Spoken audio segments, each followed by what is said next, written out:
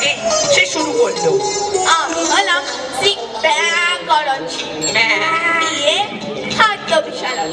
আমি খুব ভালো ব্যাক করতে পারি।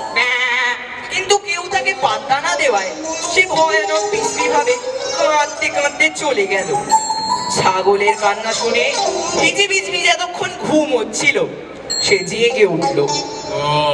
বললে, পৃথিবীটা যদি চ্যাপ্টা হতো তখন সব জল মাটিতে গড়িয়ে যেত এবং সেই মাটিতে সব মানুষরা পিছলে পড়ে যেত। হা হা হা হা। তারপর বললে, আমার নাম হিজিবিজি, আমার মায়ের নাম হিজিবিজি, আমার বাবার নাম হিজিবিজবিজ, আমার মামা। তাই শুনে মোহন বললে, তা বললেই হয়, তোমার পুরো গোষ্ঠীর নামই হিজিবিজবিজ।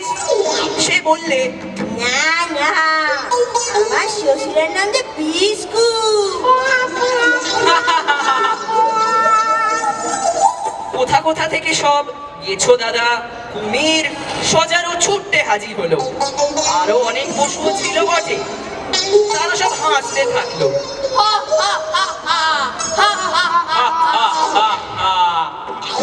এই সমস্ত হাসির কোলাহলে মোহনের কান ঝিঝি করে উঠল। আচমকা ওর মনে হলো যে হিজিবিজবিজ সহ বাকি সবাই আস্তে আস্তে মিলিয়ে যাচ্ছে। তাদের জায়গায় ফুটে উঠছে বড় বড় গাছ। চোখ বুঝলে সে দেখলো কেউ কোথাও নেই।